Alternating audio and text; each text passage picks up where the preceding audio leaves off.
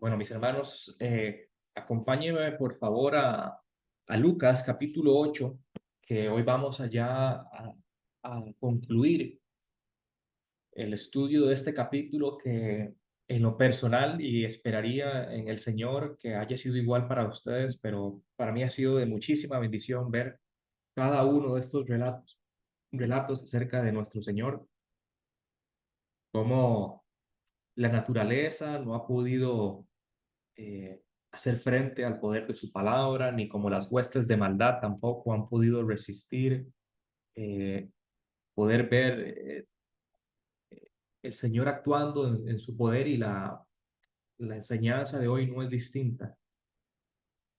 Hoy el mensaje en realidad nos va a dar una serie de características acerca de la fe, acerca también de la paciencia y como mencionaba en la oración, acerca un poco de la cronología de Dios y cómo a veces parece ser muy distinta a la nuestra, ¿verdad? Pero es perfecta como Él decide hacer todo, es perfecto como Él decide hacer todas las cosas.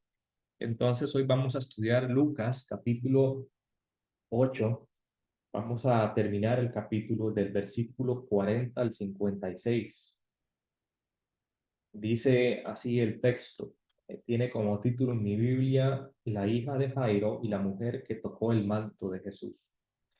Versículo 40 dice, cuando volvió Jesús, le recibió la multitud con gozo, porque todos le esperaban. Entonces vino un varón llamado Jairo, que era principal de la sinagoga, y postrándose a los pies de Jesús, le rogaba que entrase en su casa, porque tenía una hija única, como de 12 años, que estaba muriendo.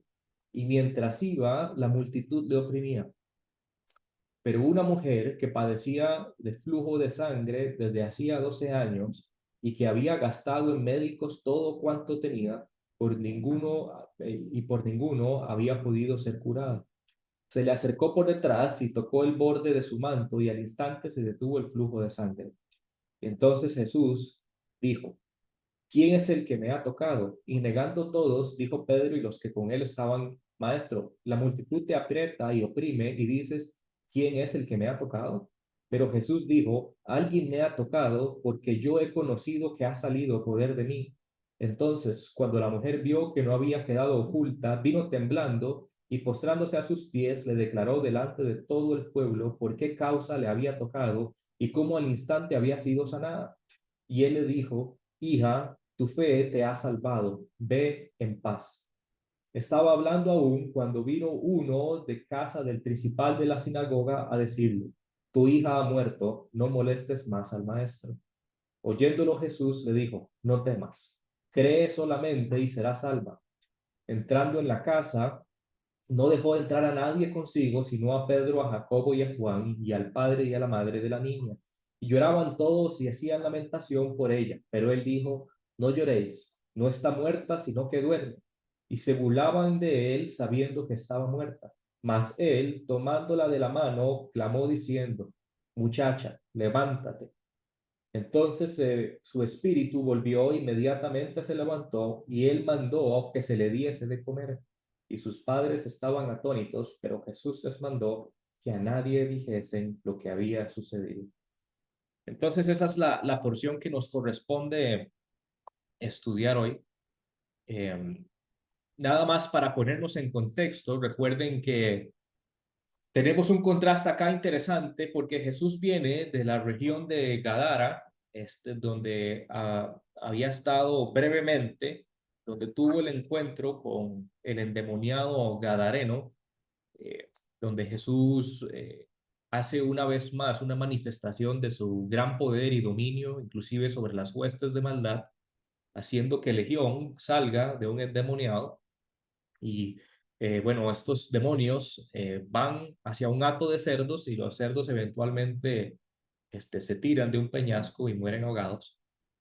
Pero veíamos entonces en ese relato cómo al final el pueblo, esa región en la que Jesús estaba en Gadara, le rogó a Jesús que se marchase porque tenían gran temor. O sea, no pasaron ningún tiempo con Jesús, no tuvieron la oportunidad de escuchar su enseñanza, no tuvieron la oportunidad de preguntar qué fue lo que aconteció, sino que por temor y muy probablemente también agobiados por todo lo que habían perdido en esos que eran como 3,000 cerdos, eh, agobiados por todo lo que habían perdido, entonces le piden a Jesús que se vaya.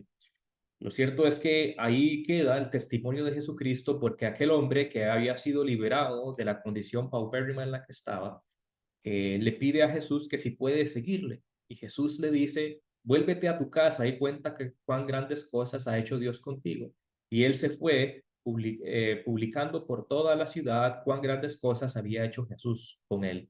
Entonces el testimonio del poder de Jesucristo, la obra de Jesucristo queda en ese pueblo, y fue el endemoniado o el ex endemoniado quien se encargó de predicar el mensaje de Jesucristo en esa región. Entonces hacíamos, ¿verdad?, toda una serie de aplicaciones para nuestra vida, de la condición tan terrible en la que estábamos, de la condición de la que el Señor nos saca, y también el llamado al que nos hace, ¿verdad?, para la predicación del Evangelio. Ahora, hoy nos toca estudiar una nueva porción donde vemos el contraste que de Jesús se fue hace poco a la región de Gadara, cruzando el mar de Galilea, y ahora resulta que vuelve al lugar de donde había salido, y lo que se topa es una gran multitud que lo recibió con gozo, porque dice que todos le esperaban, una actitud completamente distinta. Ahora, ¿por qué todos le esperaban? Podríamos suponer muchas respuestas, ¿verdad? Algunos, como sabemos, por lo que dice el Evangelio, le buscaban a Jesús solo porque querían un milagro, otros le buscaban solo porque no tenían qué comer. Y bueno, también sabemos que dentro de esas multitudes también había una serie de fieles seguidores de Jesús. Lo cierto es que una multitud muy alegre lo recibe de nuevo del otro lado del lago. O sea, Jesús está de vuelta en Capernaum para ubicarnos geográficamente, y en el resto del relato de lo que viene de los evangelios. Jesús está entonces de nuevo en Capernaum, que, como había mencionado en estudios anteriores, es como el centro de operaciones del ministerio de Jesús.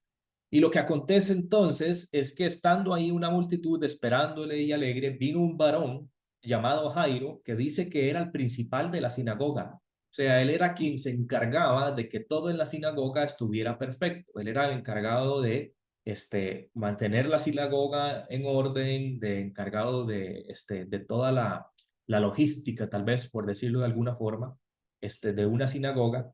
Y entonces, postrándose a los pies de Jesús, le rogaba que entrase en su casa, porque tenía una hija única, como de 12 años aproximadamente, que estaba muriendo.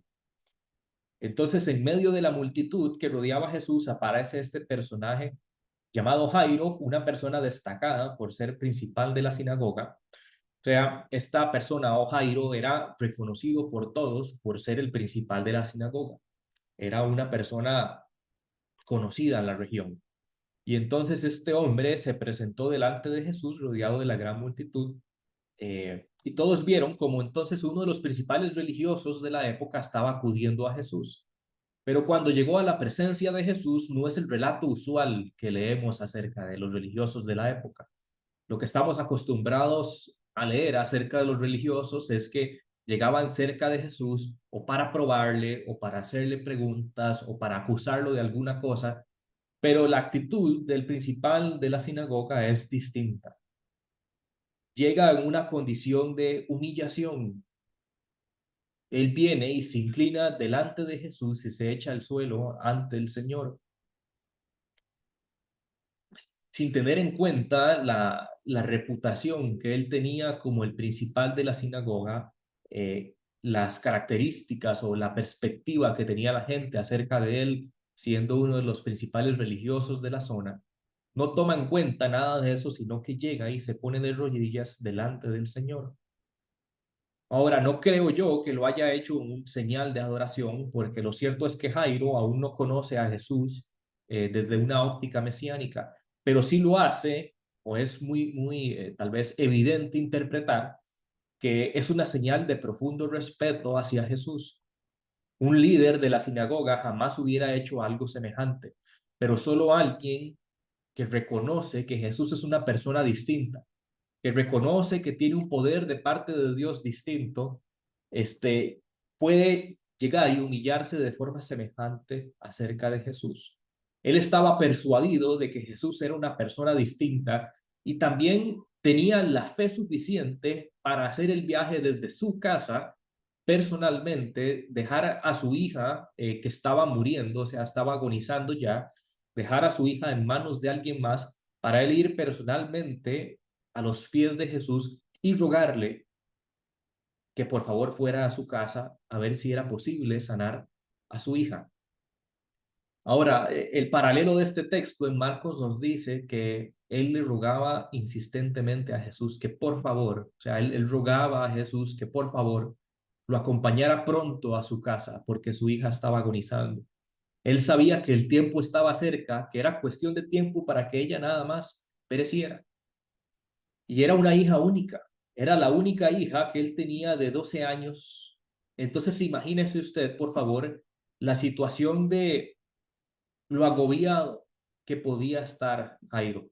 Estaba absolutamente agobiado, no podía ya más con la carga. Si era el principal de la sinagoga, probablemente había probado ya de todo, había consultado con médicos, le habían intentado ayudar numerosas veces, pero lo cierto es que su hija estaba a punto de morir.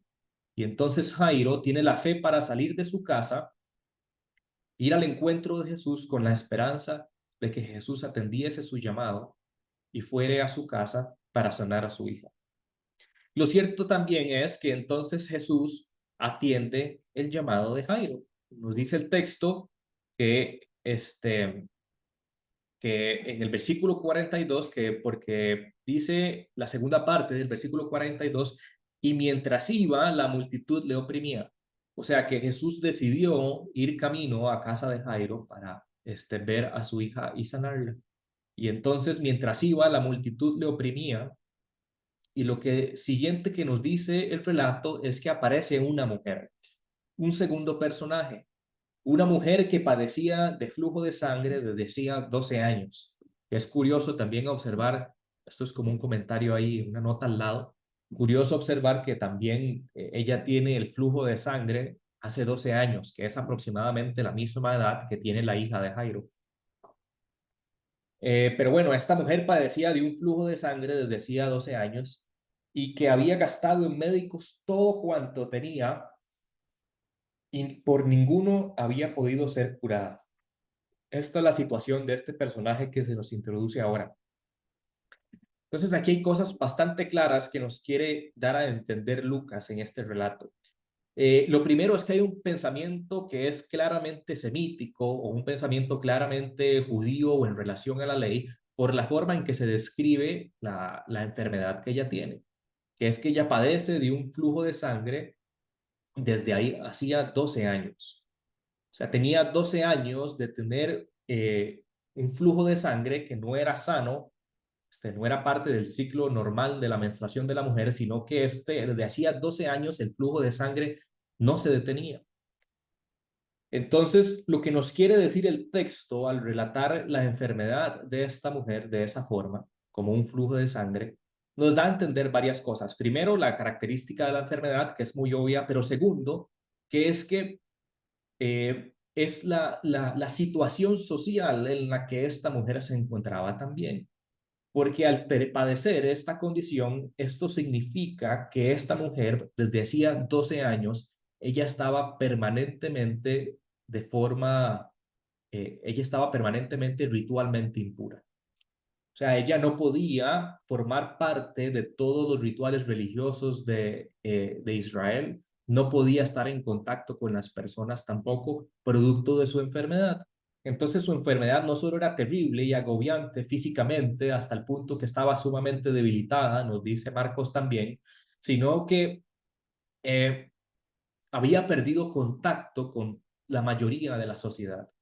No podía tener contacto con las personas y yo diría aún más terrible, no podía ser partícipe de ninguna de los rituales religiosos de la época.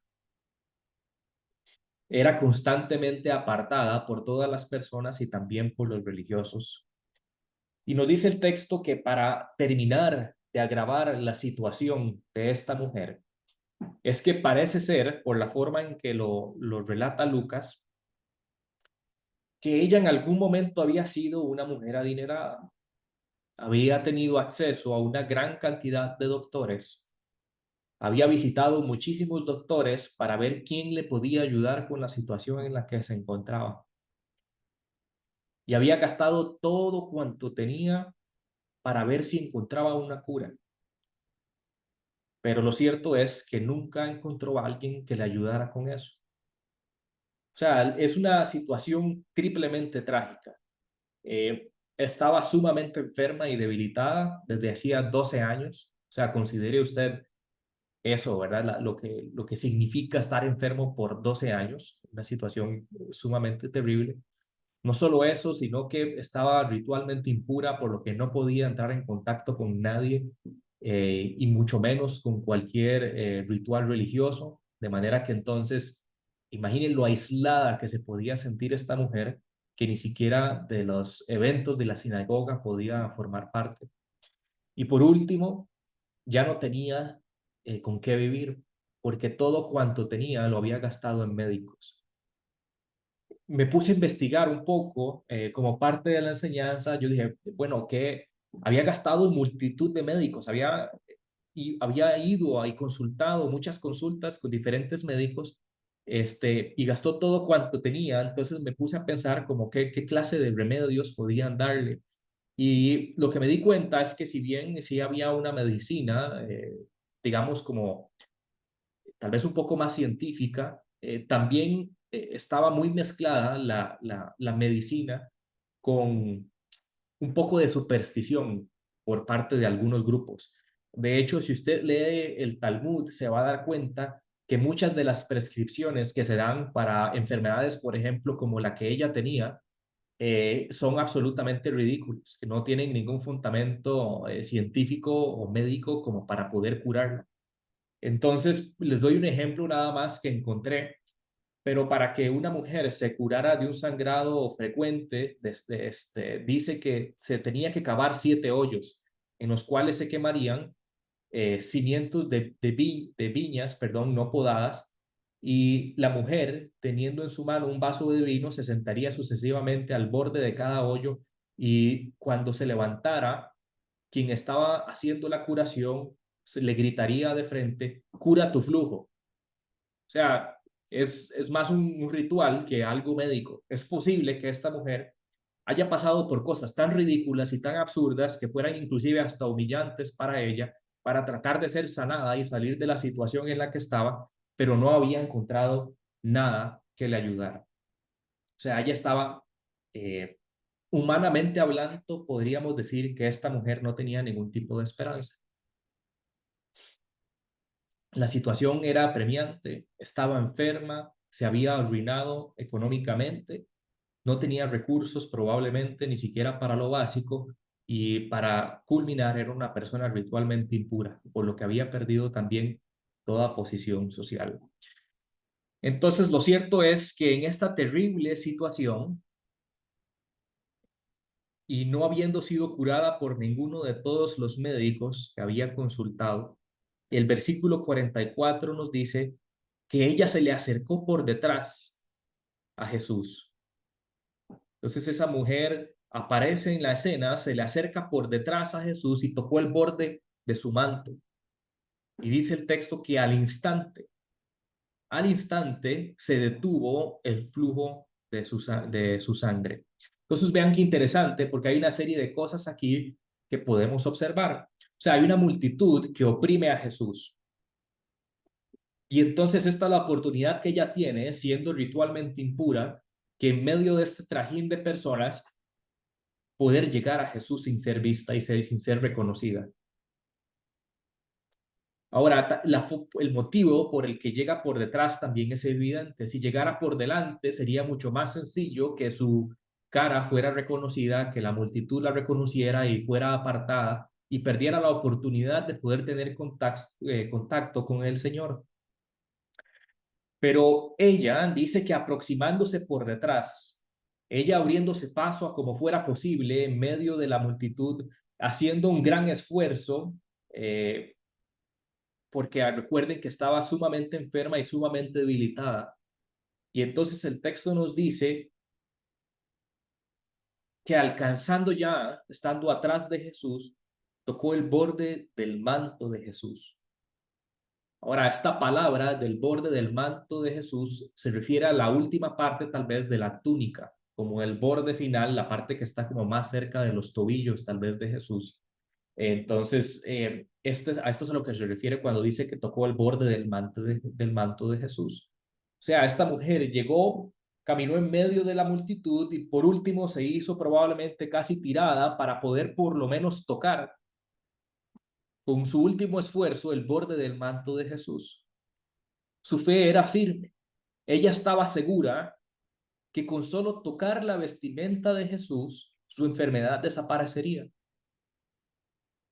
Ella extendió la mano con una firmeza y con gran firmeza, perdón, y con una profunda fe. Ella sabía que después de tocarlo quedaría libre de un azote de 12 años que la estaba consumiendo. Ahora, ¿cómo me dirán ustedes que yo sé que ella lo hizo con gran fe? Bueno, es el mismo Jesús quien dice que ella lo hizo con fe. No soy yo como leyendo entre las líneas del pasaje, sino que este, dice el texto en el versículo 45 que Jesús reconoce que alguien le ha tocado. Y obviamente la pregunta de los discípulos es natural. Yo si hubiera sido Pedro, por ejemplo, hubiera hecho exactamente la misma pregunta. Y le dice, Señor, estamos en medio de una multitud, la gente te empuja y te oprime, y ahora preguntas, ¿quién me ha tocado? Porque Pedro no entiende que lo que Jesús sintió es distinto al resto de personas que estaban alrededor de él. Probablemente el resto de personas solo estaban interesadas, no habían depositado su fe en Jesús. Muchos de los que habían tenido contacto hombro con él, los que le hablaban, los que le gritaban, los que le tocaban sus brazos, ninguno de ellos había depositado una fe genuina en Jesús. Solo estaban ahí de forma interesada. Pero Jesús reconoce que alguien lo tocó de forma distinta. En medio de esa multitud que lo oprime, dice, ¿quién es el que me ha tocado? Y cuando Pedro le pregunta, ¿cómo vas a preguntar tal cosa en medio de la multitud? Jesús dice que él sabe que alguien le ha tocado porque él ha conocido que ha salido poder de mí, dice el Señor. O sea, él conoció que salió poder de él. Él conoció que se trataba de algo sobrenatural. Era la percepción interior que solo Jesús podía tener, que él conocía cuando el poder divino actuaba a través de él. Es algo que solo Jesús podía percibir. De hecho, es interesante porque cuando el griego utiliza la palabra poder, dice que ha conocido, que ha salido poder de mí, esa palabra poder, el griego denota una fuerza transformadora. O sea, no es solo un poder cualquiera, una fuerza cualquiera, sino es algo que transforma, es algo que cambia. Entonces, Jesús la reconoce como ese tipo de fuerza. Él sabía que alguien le había tocado con fe y a causa de esa fe había fluido el poder transformador y sanador que solo puede salir de él. Según Marcos, dice el relato que Jesús miraba a su alrededor a la gente que lo apretaba y entonces Jesús empieza a buscar quién fue el que le había tocado y dice que eventualmente entre ellos ve a la mujer. La mirada de Jesús debió haber sido larga y penetrante y ya la mujer, sabiendo que no había quedado oculta, el versículo 47 nos dice que entonces la mujer vio que no había quedado oculta y vino temblando y postrándose a sus pies. Le declaró delante de todo el pueblo por qué causa le había tocado y cómo al instante había sido sanada. Este versículo 47 tiene cosas interesantísimas que podríamos observar acerca de la actitud de esta mujer. La mujer entonces primero había quedado descubierta y tiene una actitud, parece, de temor. Llegó temblando y se postró delante del Señor. Ahora, ¿por qué estaba temblando? Dudo mucho que después de haber experimentado la sanidad y el poder que salió del Señor, haya tenido temor de las represalias que Jesús podía tener contra ella por haberle tocado. El poder que ella sintió y se manifestó en su vida, dudo mucho que le haya generado un tipo de temor, de miedo literal de Jesús y de lo que Jesús le podía decir. Probablemente esta mujer sintió una paz que nunca había sentido, una plenitud que nunca había sentido y sobre todo sintió inmediatamente como había sido sana. Entonces dudo que este sea el motivo por el cual eh, se haya acercado temblando y postrándose a los pies de Jesús. También es posible que haya estado con esta actitud porque tuviera temor de que la multitud la haya descubierto y la reconociera. Haya reconocido que esta mujer que era ritualmente impura estuvo en contacto con ellos, estuvo en medio de la multitud y ahora todos también estarían ritualmente impuros producto del contacto con ella. Entonces es posible que ya estuviera acostumbrada a que la trataran pésimo, a que nadie quisiera tener contacto con ella. Es posible también que tuviera miedo inclusive de acercarse a Jesús porque cualquier intento que haya tenido con alguien en el ámbito religioso desde los últimos 12 años no había sido más que rechazo. Entonces es posible también que haya sido este el motivo. Sin embargo, yo creo fielmente que el temor que ella siente y el motivo por el cual llega temblando y se humilla a los pies del Señor es distinto. Es el mismo temor y temblor que usted y yo sentimos cuando el Señor entró a nuestra vida. Es el reconocer un poder completamente distinto, un poder transformador que es capaz de sanar inclusive las más profundas heridas, tanto físicas como espirituales. El poder que es capaz también de quitar y perdonar todos los pecados. Pienso que este es el temor reverente que ella siente al Señor y por eso se postra a sus pies. El versículo que siguiente nos demuestra, el versículo 48 dice, lea conmigo la reacción del Señor. Cualquiera que haya sido los motivos del temor de ella, ya sea temor del pueblo, temor de la reacción de Jesús, o que sea como yo pienso que haya sido el temor reverente que uno siente al tener un encuentro con el Salvador, sea cual sea, la respuesta de Jesús no pudo haber sido una respuesta más afectiva. O sea, piensa en lo que para ella puede significar las palabras del Señor. Aquella que había sido rechazada por 12 años, que no podía tener contacto con todo lo que fuera en el ámbito religioso o relacionado con Dios. Probablemente todos sus conocidos la habían apartado y ahora llega Jesús después de haberla sanado, dice, hija. La expresión de afecto paternal de Cristo se dirige hacia ella así, en presencia de todos. Ningún reproche por lo que había hecho. Solo aquellas palabras de bondad, misericordia, compasión, gracia y amor que solo podrían venir de nuestro Señor. Ella había venido temblando, pero la tranquilidad había venido inmediatamente con las palabras del Señor. Hija, tu fe te ha salvado. Ve en paz.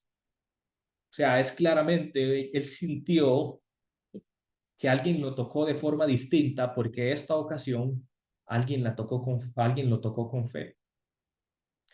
La fe fue el canal por la que ella recibió la bendición de la misericordia divina. Ella recibió la gracia producto de la fe. Porque sí, podemos decir claramente que ella ha sido sanada. Pero no solo eso, que Jesús le dice, tu fe te ha salvado. O sea, que si usted tenía la pregunta de que si ella fue solo sanada o fue también salva, claramente el texto nos dice que ella fue salva. Porque la misma fe que ella depositó en el Salvador, que siempre trae como consecuencia la salvación, esa misma fe, por ejemplo, fue la fe que Abraham depositó cuando creyó en el Señor en la promesa que se le hizo. Ese es el único camino, el único medio por el cual se puede recibir la salvación, a través de la fe. Y después de esto, ella puede ir y experimentar una paz que nunca había experimentado antes. Inclusive antes de haber estado enferma, nunca podría experimentar una paz como la que ahora recibía de parte del Señor.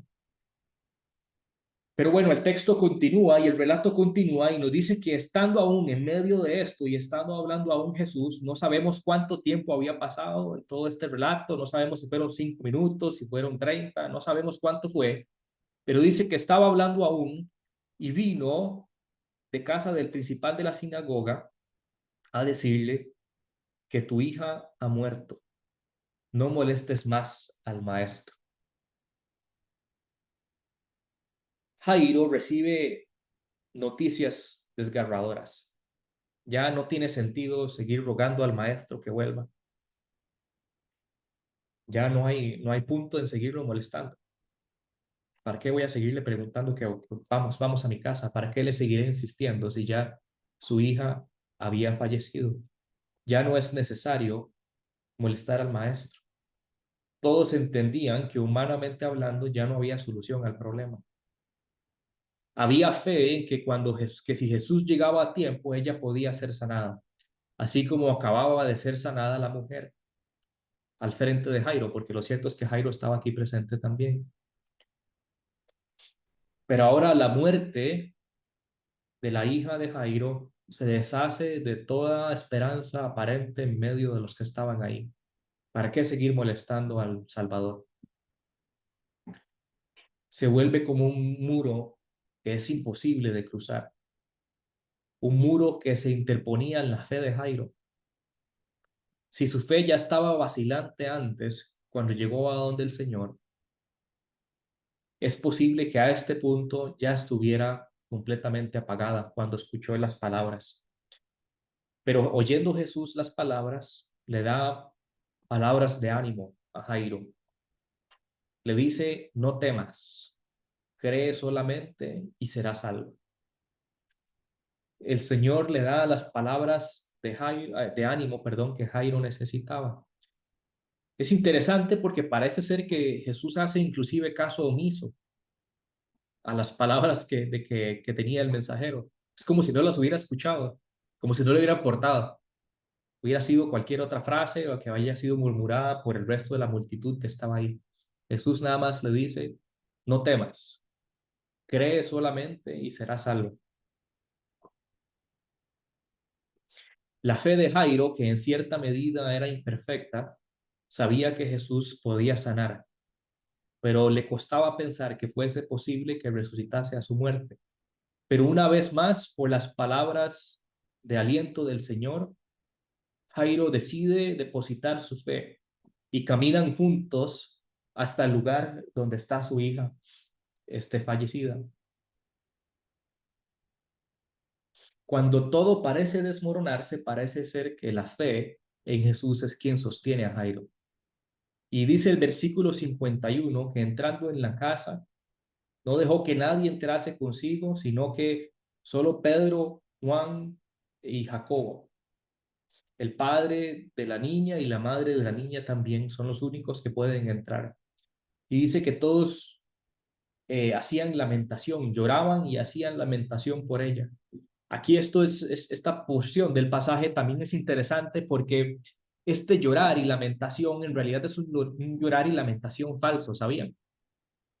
Era común en la época contratar, se me está yendo el término técnico en este momento, pero se contrataban a lo que podríamos llamar como lloronas, por ejemplo. Son personas que usted contrataba para que ya llegaran a llorar por el muerto. Era parte de la tradición en la época. Entonces, este llanto de la mayoría de personas que había ahí era un llanto falso. Y es interesante porque Jesús les dice, no lloréis, no está muerta, sino duerme. Y la reacción inmediata de estas personas, que no es del padre y de la madre, sino de aquellos que están fingiendo hacer lamentación por ella, dice que se burlan sabiendo que estaba muerta. Ellos se burlan de las palabras del Señor, como harían la mayoría de personas que desde la óptica humana, ignorantemente y sin ningún tipo de fe en el Señor, saben que ya no hay nada que hacer. Y Jesús dice que la niña no está muerta, sino que duerme. De la misma forma, por ejemplo, en que Isaías menciona la muerte, de la misma forma también en que Primera de Tesalonicenses habla acerca de la muerte como que están durmiendo. Pero lo cierto es que ante esa frase, generó desprecio contra él, y los gritos de aparente lamento se volvieron en risas burlonas. Ninguno de ellos tenía un corazón dispuesto a creer en el Señor, pero Jairo depositó su fe en él. Y entonces el versículo 54 nos sigue diciendo el texto que más él, o sea, Jesús, tomándola de la mano, clamó diciendo, muchacha, levanta. Y como hemos visto ya anteriormente con todos los demás relatos, como la naturaleza, la tempestad no pudo resistir el mandato del Señor, como los miles de demonios no pudieron resistir tampoco a su mandato. Y como hemos visto en muchas ocasiones anteriormente, ni la enfermedad ni la muerte puede resistir a su mandato. No es una petición, es un imperativo. Levántate. E inmediatamente, como todo se sujeta a la voz de nuestro Señor, dice que entonces el espíritu volvió inmediatamente a ella y ella se levantó y él mandó que le diesen de comer y sus padres estaban atónitos. Pero Jesús les mandó que a nadie dijesen lo que había sucedido. Y entonces aquí ya llegamos a la altura en la enseñanza en que hay que hacer una serie de conclusiones acerca del texto y del capítulo y una ilustración que quisiera hacer también, porque creo que es muy interesante que la resurrección de la niña o de esta muchacha eh, es una buena ilustración para lo que significa el nacimiento, la vida, la resurrección espiritual del pecador, en el sentido de que no es posible nacer de nuevo a la distancia de Jesús. No es posible nacer de nuevo ni siquiera en la proximidad de Jesús. Es solo cuando se tiene un contacto directo con el Salvador que se puede recibir la vida eterna. La salvación tiene lugar cuando el Espíritu Santo se une vitalmente con el pecador y éste queda muerto, y el que estaba muerto en delitos y pecados ahora pasa a la vida en Cristo. Es el contacto lo que es vital para que se produzca el paso de la muerte a la vida. Y también es interesante observar que a pesar de que la niña, ya que ahora había vuelto a la vida, sigue teniendo necesidad de comer. Ella ocupa del alimento para seguir creciendo, ocupa del alimento para seguir viviendo, que también es muy similar a la forma en que acontece con el creyente.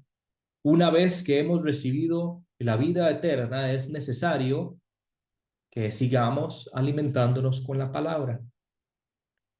Es necesario procurar siempre el alimento espiritual. Si no, seguiremos siendo infantes espiritualmente o inmaduros espiritualmente hablando. Viviremos siempre en un infantilismo espiritual. Y entonces esa es una ilustración que quería hacer. Ahora, es claro que el mensaje principal del capítulo, de esta porción, de este relato, es la fe. En este pasaje podemos ver una combinación de características vinculadas a la fe. Porque en un sentido, en el caso de la mujer que tenía este flujo de sangre, la fe se mueve hacia adelante a toda velocidad, mientras que en el otro caso está esperando en el Señor. Tanto la mujer como Jairo reflejan aspectos distintos acerca de la fe. Ella se movió por fe, ella hizo todo por fe, mientras que Jairo necesitó un pequeño empujón de parte del Señor. A Jairo se le pide no solo que crea que Dios es poderoso para solucionar el problema de su hija recién fallecida, pero a Jairo también se le pide que descanse en medio de la traumática situación creada por el aparente retraso de Jesús. Es posible que Jairo se haya preguntado que si tan solo esta mujer no hubiera aparecido, mi hija hubiera sido sanada. Es posible que Jairo también pensara que como los acontecimientos no se dieron como debía. La mujer podía esperar, ella no estaba agonizando, mi hija sí. Jesús podía atender a la mujer luego y podía llegar antes con mi hija y así sanarla antes de que muriera. Que es otro aspecto también interesante, otra enseñanza interesante para nosotros en el texto, que es acerca de la paciencia, porque con frecuencia creemos en nuestra humanidad que Dios debería hacer ciertas cosas ahora y debería hacer otras más adelante, pero Dios actúa muy distinto. Lo que nosotros haríamos ya, Él lo hace más tarde, y lo que nosotros haríamos más tarde, Él lo hace ipso facto. Ahí la cronología del Señor es completamente distinta, porque Él ve las cosas distintas también. Él decidió atender primero a la mujer, hablar con ella, darle las palabras de ánimo y la salvación antes de atender a la niña que estaba agonizando. Era necesario para fortalecer también la fe de Jairo que esperara un poco. Las noticias probablemente fueron desgarradoras. Probablemente cada paso en el camino a la casa de Jairo tuvo que haber sido terrible, pensando y meditando en que si tan solo lo hubiera hecho más, si tan solo hubiera sido más rápido. Pero a Jairo le correspondía en ese momento confiar en que el Señor iba a actuar. Tal vez iba a haber un poco más de sufrimiento, un poco más de tiempo, pero el cumplimiento, la promesa, la respuesta a la fe vendría, porque la fe siempre tiene respuesta. Por último, quisiera hacer una conclusión acerca de este capítulo, porque la forma en que Jesús es presentado debería de hacernos caer de rodillas verdaderamente delante de Él, porque vea la forma en que todo reacciona al poder de nuestro Señor. La naturaleza no puede con su poder, ni las aguas embravecidas, ni los vientos, pueden resistir a su palabra, ni la maldad, no importa qué tantas huestes de maldad sean, qué tan poderosas sean, todas tienen temor y se sujetan ante la palabra de nuestro Señor. La enfermedad, el sufrimiento de 12 años, no puede contra la palabra de nuestro Señor tampoco. La muerte también es derrotada ante su palabra. No hay nada que pueda resistir la palabra de nuestro Señor. Y verdaderamente a eso me refería cuando oraba al inicio del culto, que de verdad no hay nada que o sea, que llene más de plenitud nuestro corazón que el saber que nuestra fe está depositada en Él. Es en esta palabra en la que ha sido depositada nuestra fe. No es en un amuleto de la suerte, no es en un evento que podría acontecer, no es en nuestros esfuerzos, es en esta palabra a la que nada se puede resistir, nada creado que usted y yo conozcamos o que no conozcamos, nada puede resistir la palabra de nuestro Señor y es en Él en quien está depositada nuestra fe. Así que mis hermanos, acompáñenme a orar para ya cerrar la enseñanza de hoy. Eh, Padre bendito, te damos gracias porque a través de este relato, mi Señor, a través de que tú inspiraste y guiaste a Lucas, mi Señor, y a todos los evangelistas a escribir todo aquello que había acontecido en tu vida, mi Señor, es que hoy nuestro corazón ha sido edificado. Ha sido edificado para saber que la fe, mi Señor, esa fe que tú has depositado en nosotros siempre tiene respuesta. A veces somos impacientes. A veces desearíamos que los acontecimientos fueran distintos a como tú quieres, pero lo cierto es que podemos ver que tú tienes un propósito en todas las cosas, ya sea una respuesta inmediata a esa fe o ya sea un poco más de paciencia, tal vez un poco más de sufrimiento, llevar un poco más la carga. para que tú trabajes, mi Señor, y pulas aún más esa fe. Pero lo cierto es que tenemos esa certeza maravillosa, mi Señor, de que va a tener respuesta. Siempre tiene respuesta. A través de toda la escritura podemos ver, mi Señor, como la fe depositada en ti siempre tiene respuesta, mi Señor. Primeramente en salvación, Padre, pero también para todo lo demás. Saber que tenemos la seguridad del triunfo, gracias a ti, mi Señor. Saber que no hay tentación o prueba que no podamos resistir, mi Señor, porque tú lo has dicho en tu palabra, mi Señor. Lo has prometido a tus hijos. Es en esa palabra maravillosa, mi Señor, en quien hemos depositado nuestra fe, en ti, mi Señor. Padre, yo quiero despedir a tu iglesia con la bendición sacerdotal que dice: Iglesia, Jehová te bendiga y te guarde. Jehová haga resplandecer su rostro sobre ti y tenga de ti misericordia. Jehová alce sobre ti su rostro y ponga en ti paz. Amén.